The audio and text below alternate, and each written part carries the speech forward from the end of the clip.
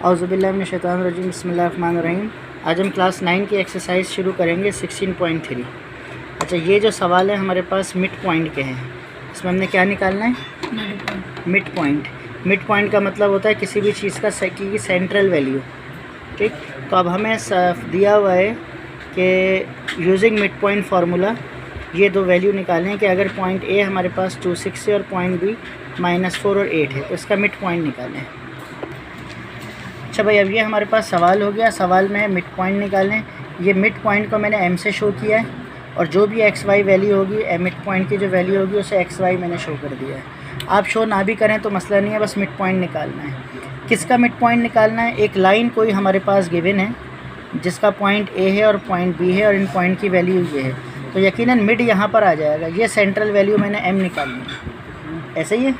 तो फाइंड करते हैं। a की वैल्यू 2.6 है, यानी x है, y है, और b की वैल्यू -4 और 8 है। तो ये मैं कहूँगा ये हो गया x1, ये हो गया y1। पहली वैल्यू x1 y1, दूसरी वैल्यू x2 और y2। ये हम डिस्टेंस फार्मूले में पहले भी पढ़ चुके हैं 16.2 के अंदर, प्रीवियस क्वेश्चंस के अंदर। देखें भाई, solution as we know that, अगर मैंने मिड पॉइंट निकालना है एक्स वाई वैल्यू का, तो मिड पॉइंट का फार्मूला होता है x1 + x2/2 और y1 + y2/2। बहुत आसान फार्मूला है। तो m x y = x1 x2 क्या है? x1 x2 मतलब 2 - 4, 2 - 4/2, y1 y2 6 और 8, तो 6 + 8/2। तो ये वैल्यू मेरे पास हो गई एक्स वाई की।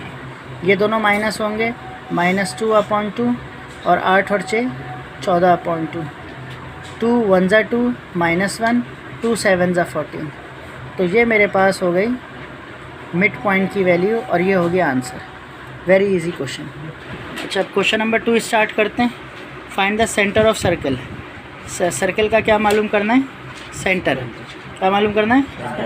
हुज एंड पॉइंट्स, उसके जो एंड पॉइंट्स हैं, तो ए का पॉइंट ये है और बी का पॉइंट 3 - 4।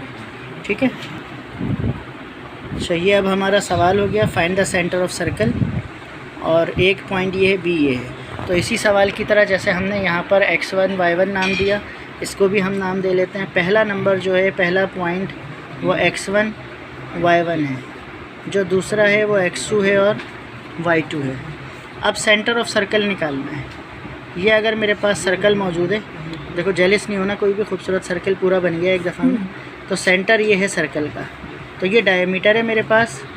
तो and point of the diameter ये ए है और ये मेरे पास बी है। तो ए की वैल्यू ये है हमारे पास और बी की वैल्यू ये है। तो मैंने सेंटर ऑफ सर्कल मालूम करना है। तो ये भी यहाँ से लेके यहाँ तक का मिड पॉइंट है ना, बी चाहिए। तो मैं इस पर मिड अप्लाई करूँगा, मिड पॉइंट फार्मूला। तो as we know that, solution अब यहाँ से स्टार्ट कर लें कि मिड पॉइंट जो मैं निकालूँगा एक्स वाई, तो फार्मूला होगा x1 प्लस गलत हो गया, x1 + x2/2, y1 + y2/2। अब x1 y1 -5 और 3, तो -5 + 3/2, y1 y2 6 और -4, 6 - 4/2। कैसे होगा? माइनस प्लस, ये बेटा माइनस का है 4, तो प्लस माइनस माइनस हो गया। ठीक है, तो प्लस माइनस माइनस, 5 में से 3 माइनस हुए, 2 बचेंगे, बड़े वाले का साइन आ गया /2, 6 में से 2/2। तो ये भी कैंसिल हो जाएगा, 2 1 ज़ा 2 -1, 2 1 ज़ा 2। तो this is the mid point, या इसे सी भी लिख सकते हैं, CXY। सेंटर आ गया हमारा -1 और 1। This is the centre of circle. ये आंसर हो गया हमारे पास। अच्छा, last question, question 3। The centre of circle 3 4। अब तक हम सेंटर मालूम कर रहे थे, अब ये सेंटर की वैल्यू है 3 4। 1 of its and point of a diameter is 4 6, यानी पॉइंट ए हमें दे दिया। फाइंड द अदर एंड, दूसरा एंड मालूम करें। देखें, इसको करते हैं। देखें, सवाल दोबारा समझ लें। ये डेटा है हमारा, सेंटर ऑफ सर्कल जो है हमें 3 4 गिवन है। ठीक है भाई, और ये हमारे पास ए की वैल्यू गिवन है और बी का हमने मालूम करना है। यानी ये अगर हमारे पास सर्कल मौजूद है, तो ये सर्कल हमारे पास डायमीटर है, ये 3 4 हमें सर्कल सी की वैल्यू दी हुई है, या मिड पॉइंट समझ लें इसको, ये एम की वैल्यू दी हुई है मिड पॉइंट की। अब एक जो है वो पॉइंट, एक जो है ए हमें ये गिवन है, ये ए पॉइंट हमारे पास है -5 और 6, ये बी हमने मालूम करना है, जैसे मैंने ख़ुद सपोज़ किया है एक्स वाई की वैल्यू मैंने मालूम करनी है। तो देखें इसको हम नाम ले लेंगे x1 y1, जैसे हमने पीछे किया। यहाँ पर ले लेंगे x2 y2, ठीक है। अब मैंने x2 y2 की वैल्यू जो x y है वो मालूम करनी है। देखिएगा गौर से, solution as we know that मेरे पास अप्लाई करने के लिए वही है मिड पॉइंट का formula. Mid point X Y is equals to x1 plus x2 upon 2 y1 plus y2 upon 2। देखिए मिड पॉइंट की क्या वैल्यू है, 3 और 4, तो इसकी जगह आ जाएगा 3 और 4 इज़ इक्वल्स टू x1 क्या है, x1 -5 है, प्लस x2 क्या है, x नीचे क्या है 2, कॉमा y1 क्या है, ये है y1 का मतलब 6, प्लस y2 क्या है, y अपॉन 2।